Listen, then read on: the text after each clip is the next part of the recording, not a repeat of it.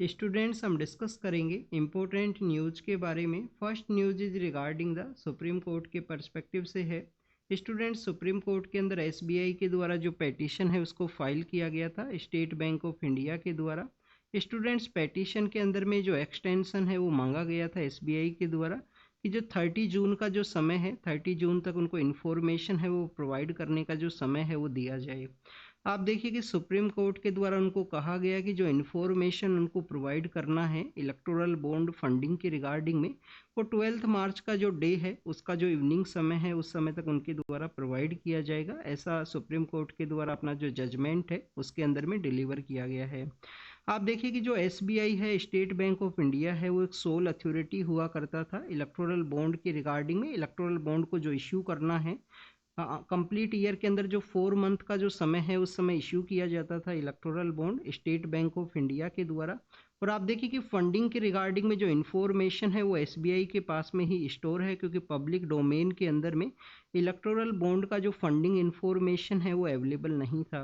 और उसी के ग्राउंड के ऊपर में आप देखिए कि सुप्रीम कोर्ट के द्वारा इलेक्टोरल बॉन्ड को जो नल एंड वॉइड है या अनकॉन्स्टिट्यूशनल है वो डिक्लेयर किया गया कि हमारा जो कॉन्स्टिट्यूशन का जो आर्टिकल 19 है freedom of speech and expression के रिगार्डिंग में, आप देखिएगा आर्टिकल 19 का जो क्लोज 1 का ए है, ए पार्ट है, उसके अंदर में यहाँ पे राइट टू इन्फॉर्मेशन है वो मेंशन है। तो राइट टू इन्फॉर्मेशन के अंडर में वोटर्स को यहाँ पे राइट है इलेक्टोरल फंडिंग के रिगार्डिंग में। तो उसी के पर्सपेक्टिव से इलेक्टोरल बॉन्ड के थ्रू में जो अनोनिमिटी क्रिएट होता था उसी के ग्राउंड के ऊपर इसको नल एंड वॉइड या अनकॉन्स्टिट्यूशनल डिक्लेयर किया गया सुप्रीम कोर्ट के द्वारा।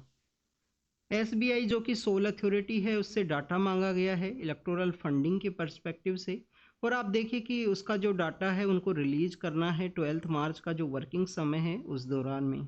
स्टूडेंट्स, आज 12 मार्च का दिन है, आपको इस डे के बारे में भी एक इन्फॉर्मेशन होनी चाहिए। आप देखिए कि हम मॉडर्न इंडियन हिस्ट्री के अंदर रीड करते हैं, मॉडर्न इंडियन हिस्ट्री के अंदर हम एक डांडी मार्च के बारे में रीड करते हैं। वैसे आपको डांडी नाम का जो प्लेस है उसके बारे में भी जानकारी होनी चाहिए। गुजरात के अंदर ये जो डांडी है कोस्टल एरिया के अंदर सिचुएटेड है। आप देखिए कि आज ही के दिन जो मोहनदास करमचंद गांधी हैं उनके द्वारा जो डांडी मार्च है उसको स्टार्ट किया गया था साबरमती से। अहमदाबाद के अंदर उनका जो साबरमती आश्रम हुआ करता था वहाँ से 12 मार्च 1930 के समय में उनके द्वारा जो मार्च है उसको स्टार्ट किया गया। कब वहाँ पे पहुँचते हैं गांधी जी कंटिन्यूस मार्च करते हुए, जो 6 अप्रैल का जो दिन है, 6 अप्रैल का जो दिन है उस दिन वहाँ पे पहुँचते हैं। और उनके द्वारा जो सोल्ट है वो बनाया गया। उस समय आप देखिए कि जो सोल्ट मेकिंग है एक सिविलियन पर्सन को पावर नहीं हुआ करता था, और सोल्ट के ऊपर भी जो टैक्सेशन लगाया गया उसी लॉ को वहाँ पे ब्रेक किया गया था गांधी जी के द्वारा। क्या गांधी जी का जो डांडी मार्च है उसके बाद में और भी काफ़ी सारे जो मार्च है वो देखने के लिए मिले थे आपको सोल्ट के रिगार्डिंग में, अलग अलग तरीके से जो मार्च हैं। आप देखिए कि गांधी का जो मार्च है उसके बाद में आपको यहाँ पे दर्शना सोल्ट रिवोल्ट है वो भी आपको देखने के लिए मिलेगा, जिसमें सरोजनी नायडू हैं, मोहनदास करमचंद गांधी के जो सन है वो भी उसके अंदर पार्टिसिपेट करेंगे। इसके अलावा आप देखिए कि हम मदन मोहन मालवीय के बारे में रीड करते हैं जिनके द्वारा बनारस हिंदू यूनिवर्सिटी को इस्टेब्लिश किया गया था। वो भी बेसिकली पार्टिसिपेट किए थे उन दर्शना सोल्ट रिवोल्ट के अंदर में। गांधी जी का जो बेसिकली जो संदेश था कि यहाँ पे कुछ लॉ हैं उनको आप ब्रेक कीजिए, हर एक चीज़ के ऊपर जो टैक्सेशन है वो नहीं अलाउ किया जाए। तो गांधी जी का जो मैसेज है गांधी जी के द्वारा, आप देखिए गुजरात के अंदर में मार्च किया गया, वहाँ पे दांडी के अंदर सोल्ट बनाया गया। सदर्न इंडिया के अंदर भी आपको उनका जो मैसेज है उसका स्प्रेड देखने के लिए मिलेगा। मालाबार का जो रीजन है, जो केरल का जो रीजन है, वहाँ पे के केलापम नाम के एक पर्सन है, के केलापम नाम के एक पर्सन है, उनके द्वारा बेसिकली आप देखिए कि ये मैसेज है उसको स्प्रेड किया गया था। आपको जो कोरामंडल कोस्ट है, कोरामंडल कोस्ट कौन सा है स्टूडेंट्स? ये तमिलनाडु का जो एरिया है। तो यहाँ पे जो गांधी जी का जो मैसेज स्प्रेड किया गया वो आपको सी राजगोपालाचारी देखने के लिए मिलेंगे। और कोरामंडल कोस्ट के ऊपर उनके द्वारा जो मार्च है उसको लीड किया गया था सोल्ट के ही रिगार्डिंग में। तो ऐसा आपको अलग अलग एरियाज के अंदर में जो मार्च है वो देखने के लिए मिलता है। तो ये जो 12 मार्च है उससे मेरे को याद आया, इस वजह से आपको यहाँ पे बताया है। इसके अलावा आप देखिए कि इलेक्टोरल बॉन्ड के बारे में हमने देखा, कौन सा पॉलिटिकल पार्टीज हैं जो इलेक्टोरल बॉन्ड की रिगार्डिंग में उनको इलेक्टोरल बॉन्ड के थ्रू जो फंडिंग है वो अवेलेबल हुआ करता था। आप देखिए कि जिस पॉलिटिकल पार्टी के द्वारा जनरल इलेक्शन के अंदर में या स्टेट लेजिस्लेटिव असेंबली के जब इलेक्शंस कंडक्ट हुए हैं उस समय में जो 1% वोट है, जिस पॉलिटिकल पार्टी के द्वारा मिनिमम 1% वोट है उनको सिक्योर किया गया है, वो ही पार्टी यहाँ पे इलेक्टोरल बॉन्ड के लिए अवेलेबल था, वो फंडिंग है उसको यहाँ पे रिसीव कर सकता था। तो आप देखिए कि ये जो डिपॉजिट करने के बारे में कहा गया है हमारे एग्जाम के पर्पज से जो इम्पोर्टेंट है आर्टिकल 19, ये सब इंफॉर्मेशन आपको पता होनी चाहिए। तमिलनाडु के एक फॉर्मर मिनिस्टर हैं, आप देखिए कि उनके ऊपर में जो असेट का रिगार्डिंग में एक केस है जिसके अंदर में उनको 3 ईयर का बेसिकली जो इम्प्रिजनमेंट है वो कर दिया गया था। और आप देखिए कि अभी रिसेंटली उनका जो कन्विक्शन है उसको स्टे किया गया है सुप्रीम कोर्ट के द्वारा। सुप्रीम कोर्ट के द्वारा उनका जो कन्विक्शन है उसको स्टे लगा दिया गया। तो स्टूडेंट्स आप देखिए कि हमारे यहाँ पे एक लॉ आपको देखने के लिए मिलता है जिसको कि हम लिली थॉमस केस के साथ में भी जानते हैं। लिली थॉमस केस क्या है? लिली थॉमस केस है डीक्रिमिनलाइजेशन ऑफ इंडियन पॉलिटिक्स के रिगार्डिंग में। ये आपको लोक पहरी केस है वो भी आपको देखने के लिए मिलेगा। इसको लोक पहरी केस, लिली थॉमस केस, इस तरीके से डिफरेंट डिफरेंट केस हैं डीक्रिमिनलाइजेशन ऑफ इंडियन पॉलिटिक्स, कि हमारा जो इंडियन पॉलिटिक्स है उसके अंदर में जो पॉलिटिशियंस हैं उनका क्रिमिनल एक्टिविटी के साथ में कोई इन्फ्लुएंस ना हो। आप देखिए कि आपको इनिशियल फेज के अंदर में जब हमारा इंडिपेंडेंस हमने अचीव किया था या ड्यूरिंग द इंडिपेंडेंस मूवमेंट के दौरान भी आपको काफ़ी सारे जो पढ़े लिखे लोग हैं, एजुकेटेड लोग हैं, उनका पॉलिटिक्स के अंदर जो इंटरवेंशन है वो आपको देखने के लिए मिलेगा। बट आप देखिए कि हमने जब इंडिपेंडेंस को अचीव किया तो इनिशियल जो 30 ईयर्स का जो समय है, इनिशियल जो 30 ईयर्स के अंदर में काफ़ी सारे जो एजुकेटेड लोग हैं वो ही पॉलिटिक्स के अंदर हुआ करते थे। बट आप देखिए कि हर एक एरिया के अंदर में, रूरल बैकग्राउंड के अंदर में या डिफरेंट सेक्टर्स के अंदर में उनका जो विनिंग, जो यहाँ पे जो इलेक्शन को विनिंग के अंदर में जो हेल्प किया करते थे वो मसल पावर के जो लोग हैं वो हुआ करते थे। ये बेसिकली हम एग्जाम से रिलेटेड नहीं है, ये बेसिकली आप देखिए कॉमन अंडरस्टैंडिंग आपको बताया गया है। बाद में आप देखिए कि जब 1970 के समय में जब मसल पावर के जो लोग हैं जो हेल्प किया करते थे पॉलिटिशियंस को वहाँ पे विनिंग के अंदर में, बाद में धीरे धीरे उनका पॉलिटिक्स के अंदर जो एंट्री है वो स्टार्ट होगा। उनका जो पॉलिटिक्स के अंदर में जब एंट्री स्टार्ट होगा तो इंडियन पॉलिटिक्स के अंदर एक नेक्सस है वो क्रिएट हुआ 1970s का जो लेटर फेज है उसके अंदर में, कि जो क्रिमिनल एक्टिविटी है उसी से रिलेटेड जो पर्सन है वो यहाँ पे लॉ मेकिंग प्रोसेस के अंदर में लेजिस्लेटिव का जो पार्ट है वो हुआ करते थे। बाद में आप देखिए कि लोक पहरी केस है, लिली थॉमस केस है, ये एग्जिस्टेंस के अंदर में आए, इनके द्वारा कहा गया कि 2 ईयर का अगर कन्विक्शन हुआ है किसी भी पर्सन को, 2 ईयर या मोर देन 2 ईयर का, तो उसको बेसिकली यहाँ पे क्या किया जाएगा कि वो कंटेस्ट है वो नहीं कर सकता है। रिप्रेजेंटेशन ऑफ पीपल्स एक्ट के थ्रू में उसको जो इलेक्शन कंटेस्ट करने का जो पावर है वो नहीं दिया गया है। जैसे ही वो जेल से रिलीज होंगे, केस से रिलीज होंगे, उनको कुछ टेन्योर है वो बताया गया है उसके अंदर में 6 ईयर का समय है, जब तक वो इलेक्शन है वो कंटेस्ट नहीं कर सकते हैं। बट अगर सीईसी के द्वारा प्रेसिडेंट के साथ में मिलकर चीफ इलेक्शन कमिश्नर के द्वारा section 11 of representation peoples act के थ्रू में इस जो ड्यूरेशन है उसको रिड्यूस भी किया जा सकता है। तो ये भी आपको पता होना चाहिए। आप देखिए कि एनपीपी नाम का एक पॉलिटिकल पार्टी हुआ करता था नॉर्थ ईस्ट इंडिया से, फर्स्ट पॉलिटिकल पार्टी है जिसको कि नेशनल पार्टी का स्टेटस मिला था नॉर्थ ईस्ट इंडिया से।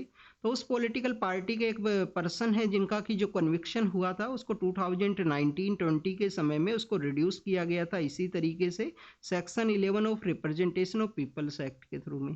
तो ये कन्विक्शन के बारे में है, ये इलेक्टोरल बॉन्ड के रेस्पेक्टिव से दोनों ही पॉलिटिकल डेवलपमेंट के बारे में था। ये मॉडर्न इंडियन हिस्ट्री के परस्पेक्टिव जो दांडी मार्च है उसके बारे में हमने रीड किया।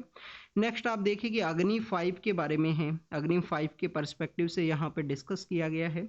अग्नि 5 एक मिसाइल है, उसका एक अपग्रेडेड वर्जन आया है, MIRV नाम का जो कॉन्सेप्ट है उसके अंदर में ऐड किया गया। अब ये MIRV नाम का जो कॉन्सेप्ट है वो क्या है ये आपको पता होना चाहिए। आप देखिए अग्नि 5 के अंदर में मल्टीपल इंडिपेंडेंटली जो यहाँ पे टारगेटेबल री एंट्री व्हीकल है उसको ऐड किया गया है। आप दोबारा से इसको एक बार देखिए, MIRV का मीनिंग क्या है, हर एक वर्ड का मीनिंग आपको पता होना चाहिए स्टूडेंट्स यहाँ पे, जिससे कि आपको यहाँ पे अंडरस्टैंडिंग है वो बेटर वे में डेवलप हो। Multiple independently targetable re entry vehicle, अब इसका बेसिक पर्पज क्या होगा स्टूडेंट्स MIRV का? आप देखिए कि इसके थ्रू में क्या होगा कि कोई सिंगल मिसाइल है, सिंगल मिसाइल के द्वारा जो मल्टीपल वार हेड्स हैं उनको यहाँ पे डिप्लॉय किया जा सकेगा डिफरेंट लोकेशंस के ऊपर में, अलग अलग लोकेशंस के ऊपर में। यहाँ पे एक सिंगल मिसाइल के द्वारा ही जो यहाँ पे वेपन्स हैं, जो बेसिकली इस तरीके से जो वार अटैक्स हैं उनको कैरी आउट किया जा सकेगा इस मिसाइल के थ्रू में। किसके द्वारा इसको डेवलप किया गया है? आप देखिए कि डिफेंस के रिगार्डिंग में आपको DRDO नाम का जो ऑर्गेनाइजेशन है वो देखने के लिए मिलता है, DRDO के द्वारा मिशन दिव्य शस्त्रा नाम का एक मिशन है, मिशन दिव्य शस्त्रा है, उसके अंडर में इसको डेवलप किया गया है। तो आपसे क्वेश्चन पूछ लिया जाएगा मिशन दिव्य शस्त्रा किसके रिगार्डिंग में है, न्यूक्लियर व्हीकल के, न्यूक्लियर जो वेपन्स हैं उनके पर्सपेक्टिव से है, या अग्नि 5 का जो मिसाइल है उसके पर्सपेक्टिव से। तो एक बार इसको मिशन जो दिव्य शस्त्रा है उसको आप रीड करना, न्यूज़पेपर में यहाँ पे इसको मेंशन किया गया है। आप देखिए कि सिटीजनशिप अमेंडमेंट एक्ट के रिगार्डिंग में जो नोटिफाई है वो किया गया है सेंट्रल गवर्नमेंट के द्वारा, सिटीजनशिप अमेंडमेंट एक्ट। इसका जो प्रोटेस्ट है स्टूडेंट्स काफ़ी ज़्यादा देखने के लिए मिला था 2019 के समय में। सिटीजनशिप के बारे में हमने काफ़ी बार रीड किया है, काफ़ी बार हमने रीड किया है सिटीजनशिप के पर्सपेक्टिव से, कि हमारे यहाँ पे जो सिटीजनशिप को जो रिसीव करने के जो तरीके हैं, 5 आपको जो तरीके हैं वो देखने के लिए मिलते हैं। बाय बर्थ है, बाय रजिस्ट्रेशन है, एक्वायर ऑफ टेरिटरी है, नेचुरलाइजेशन है, एंड डिसेंट है। ये 5 तरीके आपको देखने के लिए मिलते हैं। आप देखिए कि यहाँ पे रिलीजन है उसको नहीं मेंशन किया गया है, रिलीजन को यहाँ पे नहीं मेंशन किया गया है। इसके अलावा आप देखिए कि यहाँ पे सिटीजनशिप को लूज करने के जो तरीके हैं वो बताए गए हैं, रिनंसिएशन है, टर्मिनेशन है और डेप्रीवेशन है। आरटीडी नाम का जो 3 कॉन्सेप्ट है वो देखने के लिए मिलेंगे। अगर आपको सिटीजनशिप के बारे में नहीं पता है तो लक्ष्मीकांत का जो चैप्टर नंबर 6 है उसमें आप जाइए, बेसिक किताब है, मैक्सिमम एस्पिरेंट्स के द्वारा रीड की जाती है पॉलिटी के रिगार्डिंग में। वहाँ पे जाके सिटीजनशिप का जो चैप्टर है उसको रीड कीजिए, बेसिक इन्फॉर्मेशन है उनको गैदर कीजिए। कैसे गैदर करना है, आर्टिकल 5 to 11 सिटीजनशिप के बारे में है, पार्ट 2 के अंदर में है सिटीजनशिप का जो कॉन्सेप्ट है। इसके अलावा आपको यहाँ पे सिटीजनशिप अमेंडमेंट एक्ट और एनआरसी के बारे में पता होना चाहिए, फॉरेन ट्रिब्यूनल के बारे में पता होना चाहिए एनआरसी के बारे में जब भी हम डिस्कस करते हैं, क्योंकि फॉरेन ट्रिब्यूनल के द्वारा ही उसका जो डिसीजन है वो किया जा सकता है। किसी भी पर्सन का जो फैमिली ट्री है, उसके जो डॉक्यूमेंट्स हैं उनका वेरिफिकेशन।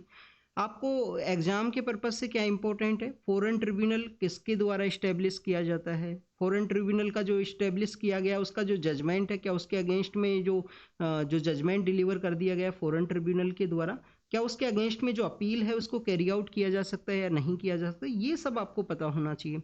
आप देखिए कि इसके अलावा अगर हम एनआरसी के बारे में जब रीड करते हैं, फॉरेन जो एमिग्रेंट्स हैं उनके बारे में रीड करते हैं, तो क्या इंडिया के द्वारा यूएन का जो रिफ्यूजी का जो कन्वेंशन है वो साइन किया गया है, रेटिफाई किया गया है इंडिया के द्वारा। काफ़ी सारे जो रोहिंग्या के जो लोग इंडिया के अंदर में आए थे तो उसकी रिगार्डिंग में भी जो फॉरेन ट्रिब्यूनल है, एनआरसी का इम्प्लीमेंटेशन, उसके बारे में डिस्कस किया गया था।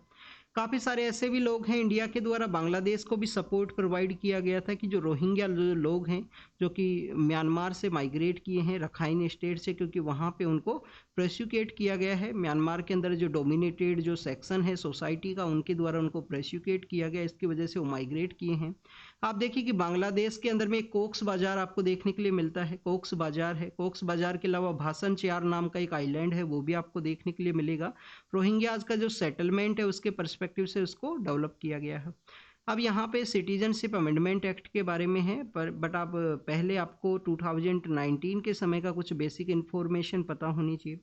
2019 के समय ये एग्जिस्टेंस के अंदर में जब इसके आने के बारे में डिस्कस किया गया था, तो आप देखिए कि उस समय में प्रोटेस्ट हुआ।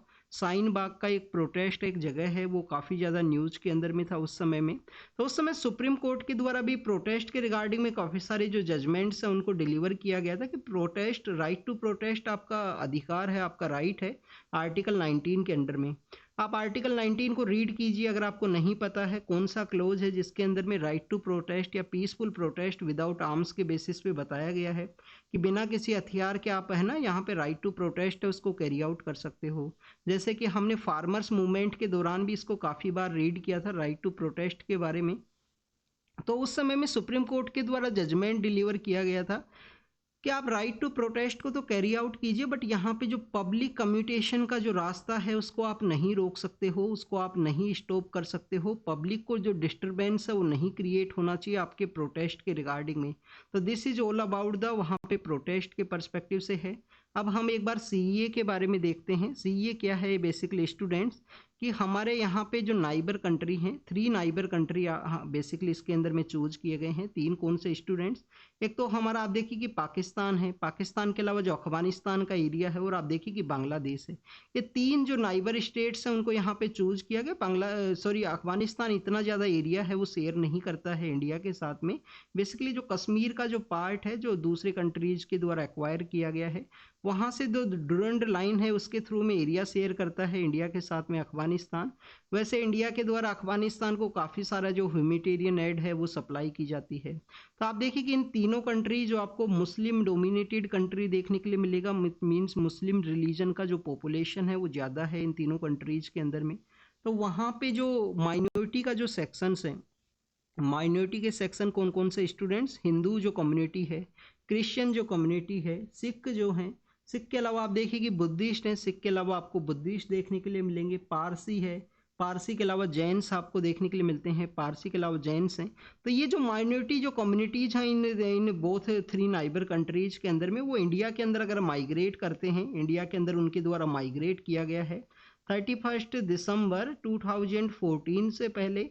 और इंडिया के अंदर में जो नेचुरलाइजेशन का जो कॉन्सेप्ट, आप देखिए 5 तरीके हैं जो सिटीजनशिप को गेन करने के। इसके अंदर में जो नेचुरलाइजेशन का जो कॉन्सेप्ट है, जो अर्लियर फेज के अंदर 11 ईयर हुआ करता था, उसको रिड्यूस करके 5 या 6 ईयर किया गया है। अब ये एग्जैक्ट ईयर मेरे को याद नहीं है, ये आपको बताना है कमेंट सेक्शन के अंदर में कि नेचुरलाइजेशन का जो ईयर है उसको रिड्यूस करके कितना साल किया गया, कितने साल तक अगर आप इंडिया के अंदर रहोगे तो नेचुरली आप सिटीजनशिप को अक्वायर कर सकते हो। सिटीजनशिप अमेंडमेंट एक्ट के थ्रू में ये बताया गया है। अपोजिशन का जो पॉलिटिकल पार्टी है वो क्यों अपोज करते हैं? क्योंकि ये आप देखिए कि रिलीजन के बेसिस पे यहाँ पे सिटीजनशिप देने के बारे में बात की गई है। हमारा कंट्री एक सेक्युलर कंट्री है, और आप देखिए कि सेक्युलर रिलीजन नहीं है हमारी कंट्री का कोई भी। बेसिकली कम्युनिटीज हो सकती हैं सोसाइटी के अंदर में, बट गवर्नमेंट के द्वारा हर एक रिलीजन को इक्वल जो प्रोटेक्शन है, जो सपोर्ट है वो प्रोवाइड किया जाता है। और आप देखिए कि जो ब्रांड है इसके अंदर भी यहाँ पे रिलीजन को यूज नहीं किया गया है सिटीजनशिप के क्राइटेरिया के रिगार्डिंग में, हमारे जो कॉन्स्टिट्यूशन के जो 4 फादर्स हैं उनके द्वारा। बाकी आपको सिटीजनशिप का जो आर्टिकल्स हैं, जैसे हमने यहाँ पे बात किया आर्टिकल 5 to 11 के बारे में, तो आप देखिएगा आपको आर्टिकल 11 के बारे में भी पता होना चाहिए। आर्टिकल 11 क्या बोलता है स्टूडेंट्स कि यहाँ पे जो पार्लियामेंट है उसको अल्टीमेट पावर है। पार्लियामेंट में पावर किसको रहेगा? जो जिसका गवर्नमेंट होगा पार्लियामेंट में, जिसके पास में मिनिमम नंबर्स होंगे जो गवर्नमेंट फॉर्म करने के परस्पेक्टिव से। मीन्स पार्लियामेंट के द्वारा अगर कोई कानून बनाया जाता है सिटीजनशिप के परस्पेक्टिव से तो मान्य रहेगा, उसको यहाँ पे इम्प्लीमेंट किया जा सकता है। तो पार्लियामेंट को अल्टीमेट पावर है आर्टिकल 11 के थ्रू में। काफ़ी बार आपसे कैसे क्वेश्चन पूछ लिया जाएगा, यहाँ पे आपसे क्वेश्चन ये पूछ दिया जाएगा कि कॉन्स्टिट्यूशन को क्या अल्टीमेट पावर है यहाँ पे सिटीजनशिप के रिगार्डिंग में। तो आप देखिए कि कॉन्स्टिट्यूशन को नहीं है, पार्लियामेंट को अल्टीमेट पावर है। तो students this is all the information regarding the citizenship amendment act के बारे में। क्या आपको रीड करना है? एक तो नेचुरलाइजेशन का जो ईयर को जो रिड्यूस किया गया है, एग्जैक्ट नंबर आपको पता होना चाहिए। और फॉरेन ट्रिब्यूनल के बारे में आपको रीड करना है कि किसके द्वारा फॉरेन ट्रिब्यूनल है वो कॉन्स्टिट्यूट किया जा सकता है। आप देखिए कि लोकल फॉर वोकल का जो कॉन्सेप्ट है वो आपको आत्मनिर्भर भारत का एक इम्पोर्टेंट पिलर देखने के लिए मिलता है कि हमारे जो लोकल थिंग्स हैं उनको हमें प्रमोट करना है। हर एक डिस्ट्रिक्ट का एक प्रोडक्ट है जिसको कि हमें प्रमोट करना है। तो 1 डिस्ट्रिक्ट 1 प्रोडक्ट जो कॉन्सेप्ट आपको देखने के लिए मिलता है, उसी तरीके से यहाँ पे सदर्न इंडिया का जो रेलवेज है वहाँ पे 1 स्टेशन 1 प्रोडक्ट को प्रमोट करने के बारे में बात की गई है कि 205 जो रेलवे स्टेशन है सदर्न इंडिया के, वहाँ पे पीएम सर के द्वारा 1 स्टेशन 1 प्रोडक्ट को लॉन्च किया जाएगा। और उसका मेन मोटिव क्या रहेगा कि हमारा जो लोकल फॉर वोकल का जो कॉन्सेप्ट है कि हमारे जो लोकल थिंग्स हैं उनको हम यूज करें। अब आप इसका एक एग्जाम्पल देखिए। आप देखिए कि हमारे यहाँ पे जो आपका जो चाइल्डहुड का समय होगा, अगर आप 90s के चिल्ड्रन हो, 90s के चिल्ड्रंस हो, तो आप एक चीज़ ऑब्जर्व करोगे कि 90s के चिल्ड्रंस ने जो टॉयज़ बेसिकली यूज किए हैं अपने प्लेइंग के रिगार्डिंग में चाइल्डहुड के दौरान में, तो आप देखिए कि आपको जो मैक्सिमम टॉयज़ हैं वो इंडियन ट्रेडिशनल टॉयज़ ही आपको देखने के लिए मिलेंगे। जो खिलौने यूज किया जाते थे तो ट्रेडिशनली हुआ करते थे। बट अगर हम प्रेजेंट समय के बारे में बात करें, आप देखिए कि चाइनीज आपको यहाँ पे काफ़ी सारे टॉयज हैं वो देखने के लिए मिलते हैं। तो उसी रिगार्डिंग में इंडिया के द्वारा स्मॉल स्मॉल जो इंडस्ट्रीज हैं उनको भी यहाँ पे डील किया गया है कि हमारे जो लोकल टॉय मेकिंग जो इंडस्ट्री है, लोकल फॉर वोकल का जो कॉन्सेप्ट अगर वो प्रमोट होगा तो जो लोकल टॉय मेकिंग जो इंडस्ट्री है उनको भी हम प्रमोट कर सकेंगे। वन स्टेशन वन प्रोडक्ट के थ्रू में हमारा जो आत्मनिर्भर का जो कॉन्सेप्ट है, जो एम्प्लॉयमेंट जनरेशन है, उनको यहाँ पे अच्छे से इम्प्लीमेंट किया जा सकेगा। तो 168 के आसपास जो स्टेशन है, जो 205 स्टेशन बताए गए हैं, उसके अंदर 168 स्टेशन है वो तमिलनाडु से ही बिलोंग करते हैं स्टूडेंट्स, उसी के रिगार्डिंग में है। आप देखिए कि आपको हमारे लोकल टॉयज के बारे में, लोकल प्रोडक्ट्स के बारे में ज़रूर से इंफॉर्मेशन होना चाहिए। अभी रिसेंटली जीआई टैग दिया गया हो किसी पार्ट को, किसी एरिया को, तो वो इन्फॉर्मेशन भी आपको यहाँ पे पता होनी चाहिए। तो this is all the information related to the railway के पर्सपेक्टिव से है। स्टूडेंट्स, रेलवे इस साल काफ़ी ज़्यादा न्यूज़ के अंदर में है। क्यों न्यूज़ के अंदर में है? आप देखिए कि एक तो हमने उड़ीसा के वहाँ पे एक रेलवे का जो इंसिडेंट है वो देखा था बालासोर के अंदर में। उस समय जो कवच है उसके बारे में डिस्कस किया गया था कि इंडिया के अंदर में जो कवच है उसको इम्प्लीमेंट किया जाए, तो इसका जो वर्किंग प्रोसेस है उसके बारे में रीड कर लेना, क्योंकि आप देखिए कि जैसे जो टॉपिक्स मेंशन रहेंगे उसी के पर्सपेक्टिव से क्वेश्चन है वो पूछे जाते हैं। एक आपको रेलवे बोर्ड के बारे में पता होना चाहिए, रेलवे बोर्ड जो अथॉरिटी है उसके पर्सपेक्टिव से, क्योंकि ये भी न्यूज़ के अंदर में अक्सर आपको देखने के लिए मिलता है। और आप देखिए कि रेलवे का कोई एक ऐसा इंस्टीट्यूशन है जिसको कि फर्स्ट टाइम किसी वुमेन के द्वारा हेड किया जाएगा रेलवे के अंदर में, तो उसके पर्सपेक्टिव से भी वो न्यूज़ के अंदर में था। तो आपको इन सब बेसिक्स के बारे में पता होना चाहिए। आप देखिए कि गुड्स का जो ट्रेन है, फ्राइट कॉरिडोर है, उसके बारे में हम काफ़ी बार रीड करते हैं। इंडिया के अंदर में अलग अलग जो फ्राइट कॉरिडोर हैं वो आपको देखने के लिए मिलते हैं। एक हमारा वेस्टर्न एरिया के अंदर में है, एक ईस्टर्न एरिया के अंदर आपको देखने के लिए मिलेगा जो फ्राइट कॉरिडोर्स हैं। तो this is all the information railway के पर्सपेक्टिव से ही। स्टूडेंट्स, आज का जो एडिटोरियल्स हैं एग्जाम के पर्पज से जो इंफॉर्मेशन है वो काफ़ी कम मेंशन है, बेसिकली एडिटोरियल के अंदर ही नहीं, न्यूज़पेपर के अंदर भी, क्योंकि इलेक्शन का जो समय है वो आने की वजह से मैक्सिमम आपको जो इलेक्शन का जो न्यूज़ है, पॉलिटिकल पार्टीज़ का जो अलाइंस है, सीट शेयरिंग का जो कॉन्सेप्ट है, वैसा न्यूज़ आपको मैक्सिमम देखने के लिए मिलेगा। आप देखिए कि एक एडिटोरियल जजेस के रिगार्डिंग में था कि जजेस को जो बेसिकली यहाँ पे आफ्टर द उनका जो टेन्योर है वो कंप्लीट होने के बाद में ही उनको यहाँ पे पॉलिटिक्स के अंदर में एंटर करना चाहिए, मीन्स एक कूलिंग ऑफ पीरियड है उसके बारे में बताया गया है। तो वो एग्जाम के पर्पज से इम्पोर्टेंट नहीं था, उसके अंदर में काफ़ी कुछ केसेज हैं वो बताए गए थे, बट आप देखिए कि इतने सारे केस आप याद नहीं रख पाओगे एग्जाम के रिगार्डिंग में। कुछ आपका जो बेसिक जो टेक्स्ट बुक है उसके अंदर में जो केसेज मेंशन है उनको आप याद कीजिए। यहाँ पे आप देखिए कि यहाँ पे जो अवार्ड फंक्शन है, जो मूवीज़ के रिगार्डिंग में जो अवार्ड फंक्शन है उसके पर्सपेक्टिव से उसका जो जियो पॉलिटिकल थिंग्स है उनके बारे में बताया गया है, ये भी एग्जाम के पर्पज से इम्पोर्टेंट नहीं है। यहाँ पे जो फॉरेस्ट राइट एक्ट है, फॉरेस्ट राइट एक्ट के पर्सपेक्टिव से कुछ बताया गया। कर्नाटक का जो वेस्टर्न घाट का एरिया है जिसके अंदर ताल कावेरी नाम का जो जगह है, वहाँ पे एक ट्राइब के बारे में यहाँ पे डिस्कस किया गया है कि एक ट्राइब है उसके द्वारा किस तरीके से वहाँ पे फॉरेस्ट राइट एक्ट के रिगार्डिंग में जो वर्क किया गया, कौन कौन से एरियाज के प्रोटेक्ट, उसके कुछ पर्सपेक्टिव से यहाँ पे डिस्कस किया गया है कुछ ट्राइबल कम्युनिटीज़ के बारे में। तो एग्जाम के पर्पज से इम्पोर्टेंट नहीं है, आपको यहाँ पे फॉरेस्ट राइट एक्ट के बारे में तो ज़रूर से इन्फॉर्मेशन पता होनी चाहिए, 2006 के समय इस्टेब्लिशमेंट में आया है। और आप देखिए कि हम एनजीटी के बारे में काफ़ी बार रीड करते हैं, नेशनल ग्रीन ट्रिब्यूनल के बारे में, तो फॉरेस्ट राइट एक्ट है, वाइल्ड लाइफ प्रोटेक्शन एक्ट है 1972 का, ये बेसिकली 2 ऐसे प्रोविजंस है जो हमारा जो एनजीटी है, नेशनल ग्रीन ट्राइब्यूनल है, वो भी इन दोनों एक्ट्स को कवर नहीं करता है। इनके रिगार्डिंग का कोई केस है तो एनजीटी के द्वारा उसको नहीं डील किया जाता है। तो this is all the information western Ghat के बारे में है। ताल कावेरी के बारे में हमने डिस्कस किया, जहाँ पे ये जो ट्राइबल कम्युनिटी का जो न्यूज़ है उसको बताया गया है। तो आप देखिए कि ताल कावेरी कौन सी जगह है, ब्रह्मगिरी हिल्स के अंदर में ताल कावेरी नाम का एरिया है, जहाँ से हमारा जो कावेरी रिवर है, जहाँ से हमारा जो कावेरी रिवर है वो ओरिजिनेट करता है। नेक्स्ट सुप्रीम कोर्ट के रिगार्डिंग में है। आप देखिए कि ईडी का जो यूज़ किया गया, मिस यूज़ किया गया, ऐसा अपोजिशन पार्टीज के द्वारा एलिगेशंस लगाए जाते हैं। तो उसी के रिगार्डिंग में सुप्रीम कोर्ट के द्वारा जुडिशियल ओवरसाइट के पर्सपेक्टिव से कहा गया है कि सेंट्रल और स्टेट का जो एजेंसीज है उनके पर्सपेक्टिव से यहाँ पे डिस्कस किया गया है, एग्जाम के पर्पज से कुछ इंपॉर्टेंट नहीं है। भोजशाला नाम का एक कॉम्प्लेक्स है उसके बारे में है, आर्कियोलॉजिकल सर्वे ऑफ इंडिया के द्वारा वहाँ पे साइंटिफिक सर्वे को कंडक्ट करने के बारे में कहा गया। भोजशाला है क्या स्टूडेंट्स? भोजशाला एक टेम्पल है, वहाँ पे एक आपको कमल मोला का जो मॉस्क है वो भी देखने के लिए मिलेगा। तो आप देखिए कि वहाँ पे ऐसा ही एक पेटिशन है 2003 के समय में मध्य प्रदेश हाई कोर्ट के अंदर में फाइल किया गया था, मध्य प्रदेश हाई कोर्ट के द्वारा उसको नल एंड वॉइड डिक्लेयर किया गया। आर्कोलॉजिकल सर्वे ऑफ इंडिया के द्वारा वहाँ पे एक सर्वे है उसको कंडक्ट किया जाएगा, तो उसी के पर्सपेक्टिव से यहाँ पे डिस्कस किया गया है। आर्कोलॉजिकल सर्वे ऑफ इंडिया के बारे में स्टूडेंट जब भी हम रीड करते हैं तो कुछ बेसिक्स आपको जरूर से पता होंगे। आप देखिए कि 1861 के समय इसका इस्टेब्लिशमेंट किया गया था, आर्कोलॉजिकल सर्वे ऑफ इंडिया का। किसके द्वारा किया गया था? अलेक्जेंडर कनिंगम के द्वारा। और 1902 के समय इसका जो रिकॉन्स्टिट्यूशन है वो आपको देखने के लिए मिलता है। दोबारा से इसका जो कॉन्स्टिट्यूशन है, रिकॉन्स्टिट्यूशन, वो आपको देखने के लिए मिलेगा 1902 के समय में, आर्कोलॉजिकल सर्वे ऑफ इंडिया का।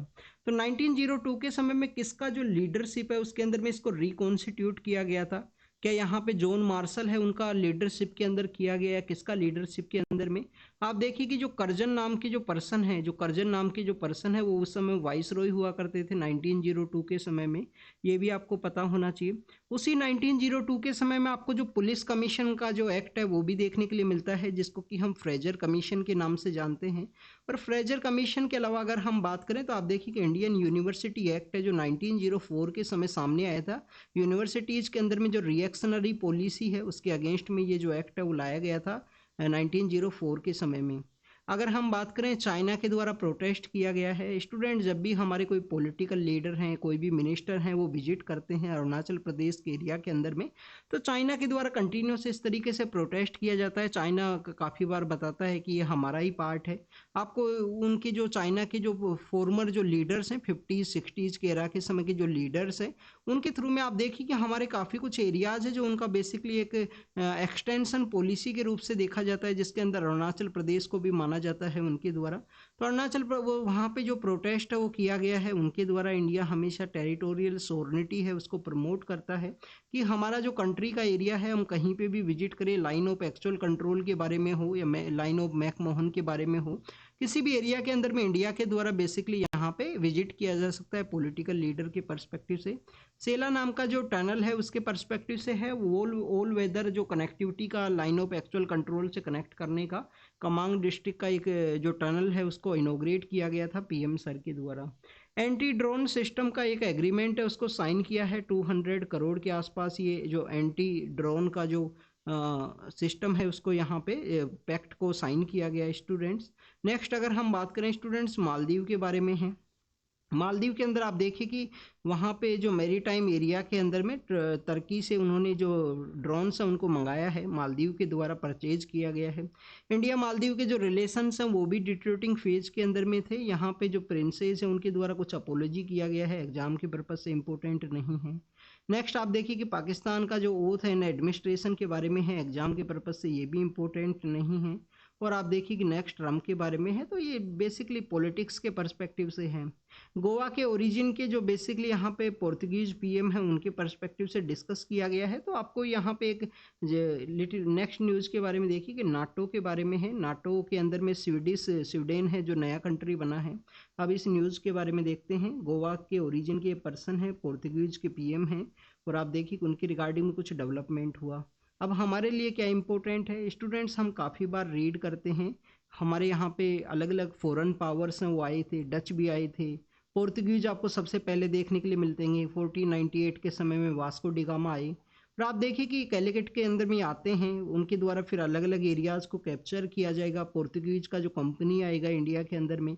डच इंडिया के अंदर में ज़्यादा समय तक सर्वाइवल नहीं करते हैं और साउथ ईस्ट एशिया के लिए चले जाते हैं। इसके अलावा आप देखिए कि यहाँ पे आपको फ्रेंच का डोमिनेशन देखने के लिए मिलेगा, जो पुडुचेरी का एरिया है, चंद्रनगर का एरिया है उसके अंदर में। और पोर्तुगीज का डोमिनेशन आपको गोवा, दमन एंड दीव के एरिया के अंदर में देखने के लिए मिलता है। पोर्तुगीज अपना नेवी की वजह से काफ़ी ज़्यादा फेमस हुआ करते थे। नेवी के अंदर में इनका स्ट्रॉन्ग होल्ड हुआ करता था स्टूडेंट्स। और लास्ट ईयर तो यूपीएससी के द्वारा दमन एंड दीव का जो बेसिकली आइलैंड है उसके रिगार्डिंग में क्वेश्चन पूछा गया था कि गुजरात के जो किंग हैं वो कौन हुआ करते थे, जिनके द्वारा जो आइलैंड है उसको बेसिकली दिया गया था। लास्ट ईयर यूपीएससी के द्वारा इस तरीके का क्वेश्चन था। यहाँ हमने गोवा के बारे में डिस्कस किया। तो पोर्तुगीज स्टूडेंट्स वो यहाँ पे फॉरेन पावर हैं जो सबसे लेट इंडिया के अंदर में जाते हैं। सबसे लेट ये इंडिया से गए थे। आप देखिए कि गोवा को तो बाद में आज़ाद करवाया गया था आफ्टर द इंडिपेंडेंस के बाद में 1954 के समय में आपको देखने के लिए मिलता है। और गोवा का इंडिया के साथ में जो ज्वाइन किया गया ऑफिशियली, इंडिया के साथ में जो ज्वाइन किया गया था वो आपको 10th, 12th एंड 14th जो कॉन्स्टिट्यूशन अमेंडमेंट एक्ट है वो देखने के लिए मिलते हैं। 10th है, 12th है, 14 है। 14 के थ्रू पुडुचेरी को ज्वाइन किया गया था। 10 एंड 12 के थ्रू आपको दादर एंड नागर हवेली है, दमन एंड दीव है, गोवा का एरिया है, वो सब देखने के लिए मिलते हैं। तो this is all the information related to the today's newspaper. आप इसको रीड कीजिए, रिवाइज कीजिए, जो भी होमवर्क आपको मिला है उसको नोट डाउन जरूर से कीजिए, कमेंट सेक्शन के अंदर बताइए। नाटो के बारे में है, नॉर्थ अटलांटिक ट्रीटी ऑर्गेनाइजेशन, आपको काफ़ी बार हमने रीड किया है, 1949 के समय में इस्टेब्लिशमेंट में आता है और कलेक्टिव डिफेंस का मैकेनिज्म है। ब्रुसेल्स के अंदर में हेडक्वार्टर है, वहीं पे ही स्वीडन का जो फ्लैग है वो लगाया गया है मेंबरशिप को रिसीव करने के बाद में। तो थैंक यू।